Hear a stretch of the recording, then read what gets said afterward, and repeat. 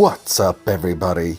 It's PB here, and I'm back with another review of Stargirl, Episode 9, Brainwave. And this was another great episode of Stargirl. So if you're excited to talk about Stargirl, and it's your first time here, go ahead and hit that subscribe button and like. And if you're already subscribed, all you have to do is hit the like button, only one click away. Go ahead and hit that like button. I would appreciate it very much. And we'll get into it right away. And if you've been here before, you know how I do it. I'll talk about the show in general, the episode in general, and then I will get into the spoilers. But yeah, this was another great episode of Stargirl. I liked it a lot. I mean, a real lot. It was light on the action, but it was super heavy on lore, mystery, and intrigue. Like, it was a shorter episode. They're not gonna have to cut anything out of it for CW purposes at all, again. In fact, they might actually be able to run an extra commercial. I don't know. Last week, there was just some dead air. And they didn't run, they could have ran a 15-second commercial. There's 15 seconds of dead air. I don't know what the hell the CW's doing. Like, you're missing out on money, you motherfuckers. What are you doing? Stop dicking around. Anyway, like, if you haven't seen the episode and you don't want to go watch it, like, I'll go through it later. But you really should go and watch it because it's something that it's drawing me into the story more. It makes me want to know more about what happened in the past, as in the recent past, since the heroes that we have now have been alive, and what happened when the Injustice Society was formed. Who knows exactly how long ago? It's got to be at least 2 decades, I would say. I mean, I don't know exactly how long they've been around. They don't give you an exact number. I mean, Dr. Ito, they said that he was allegedly executed like frickin' almost 100 years ago. That's what they said in this episode. I mean, they don't give you the exact number. I could, do the math on it, but nobody really cares about the exact number at all. All they really care about is if this show is good or not. And it's damn good. You should be watching it. If you're not watching it, what are you doing with your life? Like, just go over to your friend's house. He's got DC Universe. Or you can find it someplace. I mean, I'm not the fucking police. Somebody else can, worry about that type of shit. Like, I got DC Universe. It's not a problem for me. Anyway, like, I don't know how much I'll be able to talk about this episode without getting into spoilers because it's spoiler heavy. Like, there's not too much. I love the soundtrack again. They used the song this week because, we're talking about brains. It's Brainwave. They used the song Insane in the Brain by Insane Clown Posse. Like, you gotta be kidding me. The soundtrack for this show is so wide-ranging. It is phenomenal. I love it. I would love to compile all the songs together and be like, if this is the Stargirl soundtrack, it's gonna be great. Anyway, go and watch this episode. Now we're gonna get into the spoilers, people. So if you don't want any of the spoilers, you got about 5 seconds to leave. And when that time ticks away and you're still here, like, there's nothing I can do to help you. You got 2 seconds left. 1 second. And now we're getting into it. Anyway, this episode starts off and it says that it's decades ago. And we see a bunch of frickin' mice and their heads are glowing green, or their eyes are glowing green, and Brainwave's doing some frickin' experiments. I don't know what the hell he's doing. Then he goes out to his car and he's gonna get jacked by some guy. He wants his wallet and his keys, and he starts reading his mind. And he's like, holy shit, this guy's a real piece of shit. And he's gonna kill him anyways, even though he gave him his stuff. He gave him the keys, he gave him the wall, he's gonna shoot him anyways. He's like, I'm gonna kill this fucking scientist, no one's gonna miss his ass. And he flings the gun out of his hand with his mind, and then he gives him a seizure and kills him. And I was like, oh my god, that is one way to start the show. And then he goes and records himself saying that he possibly killed a man. I was like, Jesus, I guess, fighting injustices again. Interesting. Very interesting. Then what do we cut to? Oh yes, we cut to Henry. And what's he doing? He's watching the tapes about his dad. He's like, what are all these tapes? And he does it the right way. He starts at day one and he's just going through them. And his dad's laying out all of the things that he's doing. And, he's controlling his abilities. And all of the, every time he gets a release, he can feel better. And I was like, oh, well, that's strange. The wife thinks that when he kills somebody, it feels better. I'm pretty sure it's just the using of your powers. And that when you kill somebody, that just is the maximum you can use your powers, so it gives you the most release. Anyway, then we go back to Courtney and Pat, and they're talking in the basement. And Courtney, she wants to bring Henry on the team. She's like, he could read my thoughts, and he was all scared, and he didn't know what was going on at all. He didn't have one clue. Pat's like, well, are you sure? Like, I don't know, man. And then you think that Dr. Ito is Cindy's father? That can't be true either. Like, he was killed a long time ago. That's what Courtney said. This is all so strange. And then Pat reveals that he was apparently part of some 7-person team. Or at least they were called a 7-person team. I don't remember the name of it. I've already forgotten. It's not important. But that's the team that the janitor used to be on, because he's Shining Knight. At least that's what somebody told me in the previous comment section of one of my old reviews. Thank you very much. Can't remember your name. Shout out to the comment section. Leave your comments down below. What you think of my review, what you thought about this episode. That would be wonderful. It'll pump me up in the algorithm, and I will appreciate it very much. Hilariously, another fuck up of a name, because there's 8 people in the group, and they're named the 7 something, I don't fucking know. 7 special guys, 7 special friends. Who cares? It doesn't matter. It's another terrible name because people don't know how to name shit in this show. And then we cut to the janitor, and he's mopping in school before school starts, and he is holding his mop stick, and all of a sudden he thinks that it's the cosmic staff, and he drops it on the ground. I don't know what was going on there, but he definitely needs to get the tumor in his frickin' Ched is not a word. He needs to get the tumor in his head checked out. That's where the CH came from. Oh my god. Whew. Anyway, everybody on their way to school. Beth decides she's gonna go past Cindy's house. Nobody's home, and apparently Cindy been pulled out of school, and now she's studying abroad with her stepmom. And Beth is like, yeah, I don't buy it. And here was one of the first things that I predicted right. I predicted all kinds of stuff that was going to happen in the moment in this show. She drives over the manhole cover. Surprise, surprise. Then we go downstairs, and Cindy's frickin' bitching about being locked in a room, and the Dragon King's like, blah, blah, blah. He's just standing there. And she's going on and on. She's like, I'm gonna kill you like I killed Mom. And he walks over to her frickin' door, and I got another thing right. She's like, I knew you weren't gonna keep me locked up. And he closes the little frickin' window in her face. And I laugh my ass off. It's fucking hilarious, man. Like, you stupid little bitch. Oh my god. Like, yeah, you ain't studying nothing. You study the inside of your little fucking cell. It's like a freaking 6x6 room, 7x7 room. Like, you're a little girl and all you have is a bucket to piss in and a cot. Congratulations on fucking up. Oh my god, it was good stuff. And then, come to find out, Courtney, she gets to school, and she tells everybody else in the JSA that she wants Henry to join. And Yolanda freaks the fuck out. She's like, are you kidding me? You know what he freaking did to me? Like, never. Rick's like, I'm with Yolanda.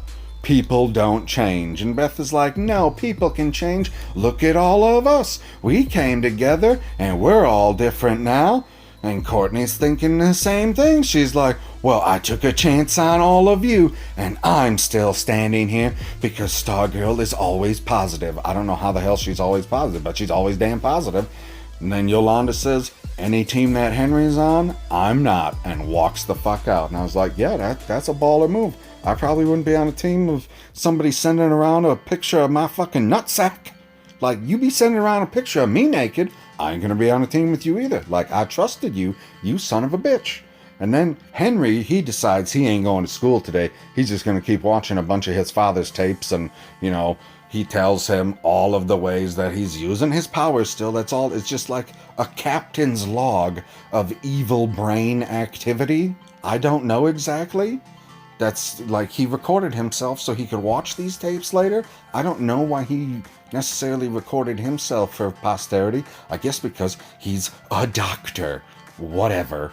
And then Henry starts doing all of the stuff in the tapes. He crushes a can. He's got stuff floating around him in the room. All types of crazy shit's going on. Then we find out that all of the ISA, they're down in the basement, and they're like, why is this meeting for? And Icicle goes, oh, I don't have news. It's not me. The Dragon King has news. The Dragon King comes in, and this was the stupidest fucking thing that happened in the episode. He sits down in the chair, like his little drones pull out the chair for him. He sits down, and he's like, yep, I have news. Immediately stands up to tell his fucking news. He's like, yeah, I'm with you people on Project New America. He says one sentence in the chair, immediately stands the fuck back up, and is like, Brainwave Jr., the other doctor, his kid, has powers. Henry, he's got the powers. We'll just use him, and we'll be ready to go by the end of the week. Life is good. Oh, damn. So, supervillains are taken over by the end of the week. That's cool. Jordan goes back to his office. Barbara walks in, and he's just reminiscing on how he's went all over the world to work on this project, and every time that he would come back, his wife would make him this big dinner. And here was another thing that I got right. Barbara invites him to family dinner, and I was like, oh my god, this is not going to end well. Like, you're inviting the biggest fucking villain into your home. You don't know he's a villain. Ain't nobody knows he's a villain, at least at this point. So I guess we'll see what happens. That's exciting. Then we get back to the hospital, and Henry, he goes back to the hospital to see his dad, because he ain't going to school. He's like, I watched some tapes. I'm going to go check out my dad. And he hears all these other people in the hospital. They are freaking... They're just having all these terrible thoughts. And he's like, oh my god, this is horrendous. He's like, these people really are freaking terrible. What the hell is going on here? Like, I couldn't believe it. I was like, can you not find anybody that has a good thought? Like, there's got to be somebody around here that's got some good thoughts in their head. At least one or two people. Right? Right? Apparently not. Everybody's just a piece of shit. We're all piece of shit humans. That sucks. Anyway, then we get back to Rick and Beth show up at the garage, and Pat says, hey, I got these books that I need you guys to go through with the goggles so that we can figure out who all these frickin' villains are, and hopefully there'll be some clues in here, because I thought the ISA came here to hid, but you found a tunnel here, Courtney found a tunnel at the school, like maybe there's tunnels all over the place, and here's where we're gonna find the clues. I got some family stuff to take care of, you guys do this. So he leaves, and immediately Rick says, okay, Beth, you take care of this. I'm looking through my dad's old journal. This is the code I'm cracking. Like, what a dick, Rick. What are you doing? Like, that's not what he asked you to do. He asked you to work on this stuff, but whatever, I guess go do your own fucking thing. And then we get to one of the most exciting scenes. Courtney decides that she is going to go ask Henry to help. So she goes into the hospital room, and immediately he starts reading her thoughts. She goes, gosh, I don't want to hurt you. He's like, okay. And then she thinks, the way that I did your father. And he starts getting pissed off. And I was like, oh my god, you dumb bitch. Why would you think that? And you're like, well, you know he's a villain, right? That he's in the Injustice Society. He's like, I know everything you know. Well, no shit, he knows everything you know. He read your fucking mind. He's like, well, you know that he kills people, right? Oh, well, maybe they deserved it. Joey Zarek, you know, the magician's son, he deserved it? Oh, he was a nice kid. She's like, yeah, he was. That's what Courtney said. Why aren't you? I was like, what the fuck? You're trying to get this guy to join you, and you're antagonizing him. Probably not the best way. Maybe you would say, like, yeah, he was a nice kid. You can be like him by joining us. You can, you know, put forth his memory, or live on in his memory, or whatever, like, fight in his memory for good. I don't fucking know. Not something that's gonna antagonize this guy, because then he gets pissed off and he starts freaking hurting her, and she's like, okay, I'm gonna leave before you melt my fucking brain. Because that's what I would do when somebody starts to melt my brain. That is for sure. I ain't getting my brain melted. Then we come to family dinner. Pat gets home, and Barbara, she's just panicking. She's boiling chicken. She's doing all the cooking. She apparently don't do all the cooking. The kitchen is not for her. Pat is the cook in this relationship. He's like frickin' Emerald, right? He's like Guy Fieri. He is the master of the kitchen in this house. And he's like, okay, well, I got something I gotta tell you. And Courtney walks in, and she says, yeah, I failed a history test. She goes, what? What? You failed a history test? What? And Pat's like, oh, no, that's not it. She's like, yeah, it is. Uh-huh. And then the doorbell rings. We know who that's going to be. So then she goes to answer the door. Courtney doesn't know who's going to be at the door, thankfully. And they have a little discussion, you know, because everyone gets distracted when a little something happens like this, which I never understand. Like, you ain't distracting me from my conversation with a doorbell. But apparently somebody who's flustered cooking a meal for their boss, I guess that's more fair. I've never had to cook a meal for my boss. When I cook a meal for my boss, it's like, would you like a hamburger or a hot dog? Because that's all that's on my grill. I couldn't afford to buy brats this time. I'm sorry. Maybe next time on Wisconsin. Anyway, back to going through the show. I'm sorry I got distracted. Thinking about grilled meats. It happens from time to time. I'm sorry. Anyway, she meets him at the door, which was good. And they're having this meal and everything. And then they do this Norwegian prayer, which I thought was really good, saying that this food is going to strengthen them so that they can defeat their enemies. And I was like, oh my God, like this is how you pray in Norway? Oh my God, that you're gonna like just be taking people down a peg or two? Like, fucking hey, those Norse people, they don't be fucking around, I suppose. But I knew something crazy was going to happen later, and there's a couple other scenes, because we're going to come back to this dinner, because that's not when the bad thing happens. Beth finds out in these books that she's been searching through that there's a tunnel network under the town that was founded back in like 1876, and that's why they came to the town, because they can do everything underground without being detected. And I was like, oh yeah, great idea. That's, classic superhero 101. Super smart. I love it. I love everything about it. That's great. I love that. That's excellent. I mean, and there was a short scene, like we didn't drag that out or anything, because all of us in the audience already know that. So yeah, don't be dicking around with that type of shit. Cool. Anyway, we get back to the dinner. Courtney, she goes in and she's got to grab more of the chicken and dumplings. And the chicken and dumplings are hot as fuck. And I was like, oh my God, I see exactly what's happening now. She goes to grab them out of the oven, she burns her hand like a dumb bitch. And then she does another stupid thing. She puts on one of the oven gloves, but then she just holds the other one. I was like, why are you gonna just hold one? Why wouldn't you hold both of them? Well, whatever, like, either put them both on or hold both of them. Who wears one glove and then holds the other one like a hot pan holder? What the fuck is going on right now? Then she brings it to the table, and I was like, yeah, I see exactly what's gonna happen. Jordan, Icicle, picks it up, perfectly fucking fine, doesn't burn himself at all. And I was like, yeah, but you would have thought that he would have melted his hand, because ice melts when it comes in contact with hot stuff. Right? Right? Except that he's not ice, he's just a man. Because he don't look like ice. I don't know how it fucking works. He's an icicle. He's a human icicle. Like, this is some magical, mysterious stuff. I have no idea how he got his powers. I don't even know how Brainwave got his powers. It doesn't show. It just said he was doing some experiments that nobody frickin' knew anything about, and then he injected himself.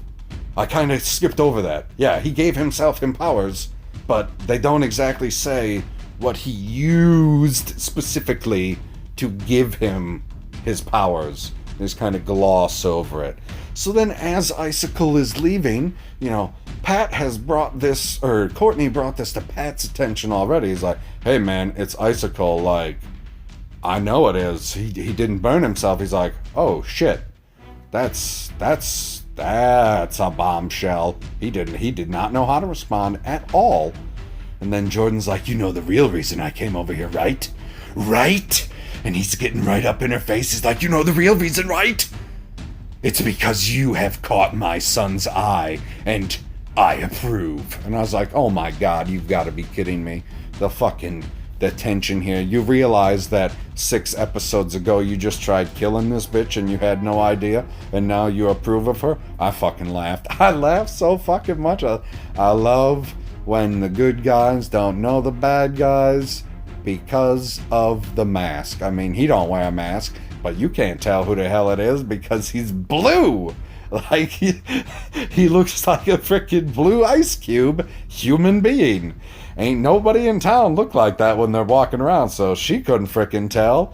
And then we get to the climax of the episode, which I really did not expect to happen. Some frickin' lawyer scumbag son of a bitch shows up and is trying to get Henry to sign some paper to get his dad off of life support. And Henry can hear everything that this lawyer is thinking. And he's like, oh man, I really need to get this money. I really need it. Henry's like, what the hell? You're just trying to get my dad's money, you son of a bitch. He's like, oh shit, I'm a bad liar. He's like, no, it's not like that, it's not like that. He's like, no, you need to get the hell out of here. And then he seizures this motherfucker just like his father did to the guy robbing him at the beginning of the episode, except he does it way faster.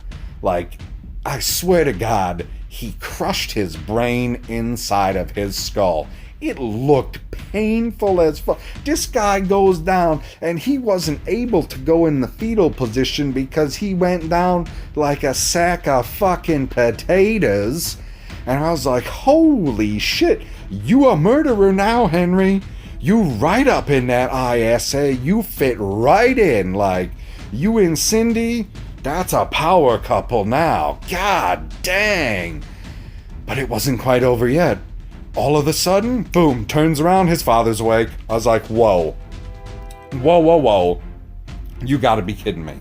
So him using his powers to the maximum, like I said earlier, killing somebody is the maximum release that these guys can get with their powers. And him killing somebody was able to bring his father out of the coma. So now we got double brain waves.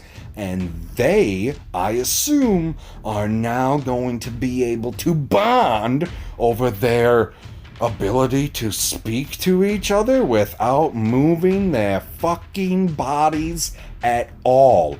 They don't even gotta look at. They could be in the opposite fucking room. You can have a conversation with your father in the other room without a phone, without a walkie-talkie, without a cup and string. That's right, we're going back to the frickin' 1800s cup and string. You ain't be needing that because we just be talking with our brains, motherfuckers. That's it, and that was it. He was awake, and I was like, yeah, Brainwave lives. So now this satellite frickin' thing that they're gonna use to, take over New America and control the population, get your humans spayed and neutered. Wait a second, that ain't right. Scratch that. Don't get your human. I mean, I guess you can. You know what?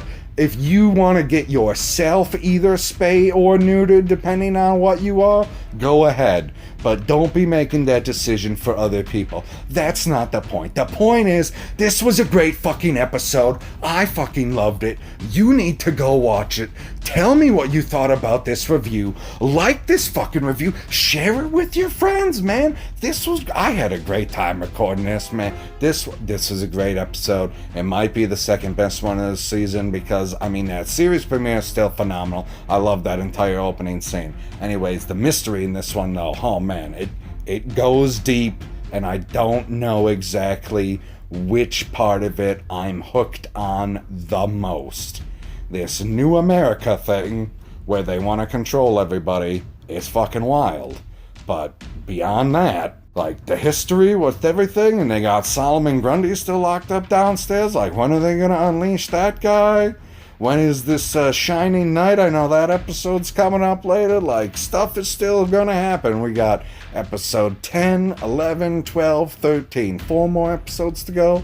Shit's gonna be popping off. So, I look forward to it, everybody. And there's gonna be some stuff about to be on the screen here in a moment. So, if you would like to click on any of that, that would be very much appreciated. But until next time, everybody, I, Pop Culture PB, bid you adieu. If you are enjoying the content, please hit subscribe and ding the bell for notifications.